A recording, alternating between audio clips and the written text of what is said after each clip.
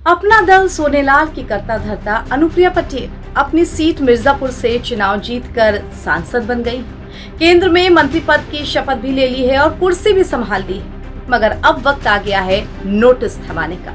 और इसी क्रम में अपना दल के पूर्व सांसद पकौड़ी लाल कोल को अनुशासनहीनता का नोटिस थमा दिया गया है। नमस्कार, बहुत स्वागत आपका एनबीटी ऑनलाइन में। आपके साथ मैं हूं ऐश्वर्या। लोकसभा चुनाव के नतीजे आ चुके हैं और अब वक्त है सभी दलों का हार पर मंथन करने का। इसी क्रम में अपना दल सोनेलाल की तरफ से उन्हीं के पूर्व सांसद पकौड़ी लाल कोल को अनुशासनहीनता के मामले में नोटिस भेज दिया गया है। दरअसल अपना दल ने इस बार बीजेपी के साथ मिलकर एनडीए के बैनर तले लोकसभा चुनाव 2024 लड़ा।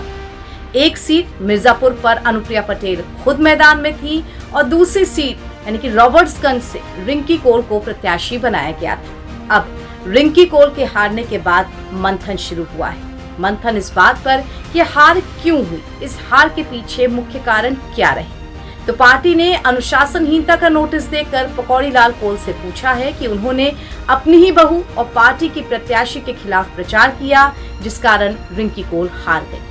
बता दें कि ये ऑफिशियल नोटिस भेजा गया है अपना दल एस की तरफ से और इसके जवाब में 1 हफ्ते का समय दिया गया है। इस नोटिस में यानी कि अपना दल एस की तरफ से जो ऑफिशियल नोटिस गया है उसमें साफ साफ शब्दों में लिख करके पूछा गया है कि लोकसभा चुनाव 2024 में आप द्वारा 80 रॉबर्ट्सगंज में अपना दल एस प्रत्याशी और आपकी पुत्रवधू श्रीमती रिंकी कोल के विरुद्ध विपक्षी पार्टी के पक्ष में प्रचार किया गया, जो कि पार्टी विरोधी कृत्य एवं घोर अनुशासनहीनता है। यानी कि इस जो ऑफिशियल नोटिस है इसके पहले भाग में साफ साफ ये आरोप है कि प्रचार किया गया और गलत प्रचार किया गया, इसे अनुशासनहीनता माना जाएगा। इस पत्र में आगे लिखा गया कि अपना दल एस की अनुशासन समिति के द्वारा लिए गए निर्णय के क्रम में उपरोक्त पार्टी विरोधी कार्यों पर पत्र प्राप्ति के 1 सप्ताह के अंदर अपना स्पष्टीकरण प्रस्तुत करें। यानी कि पकौड़ी लाल कोल को 1 हफ्ते का समय दिया गया है अपना जवाब देने का। बता दें कि चुनाव से पहले ही यूपी में मिर्जापुर मंडल की रॉबर्ट्सगंज लोकसभा सीट एनडीए के लिए गले की फांस बन चुकी थी।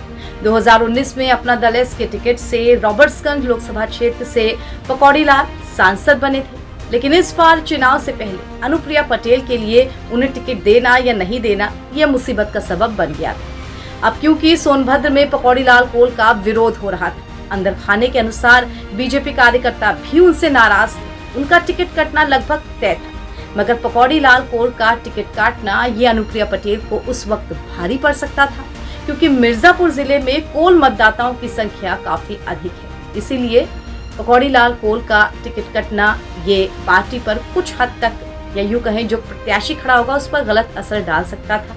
यही वजह है कि इस सीट पर बीजेपी को या अपना दल को अपने प्रत्याशी का अनाउंसमेंट करने में बहुत देर लगी।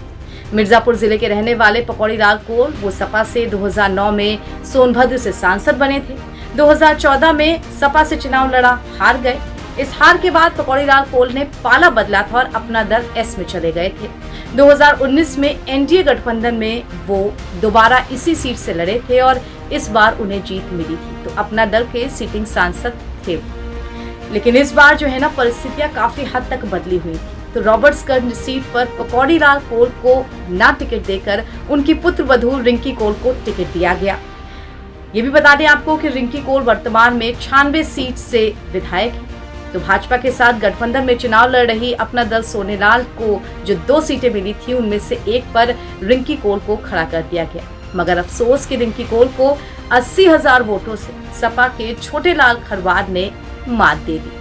अब ये हार क्यों हुई, इसी हार पर मंथन किया जा रहा है और इसी हार के लिए पकौड़ी लाल कोल को अनुशासनहीनता का नोटिस भेजा गया है। मतलब साफ है कुछ बड़े बदलाव तो होने हैं और वो बड़े बदलाव क्या होंगे उनकी खबर भी हम आप तक जरूर पहुंचाएंगे। उत्तर प्रदेश की हर छोटी बड़ी राजनीतिक हलचल से जुड़े रहने के लिए आप बने रहिए एनबीटी ऑनलाइन के साथ।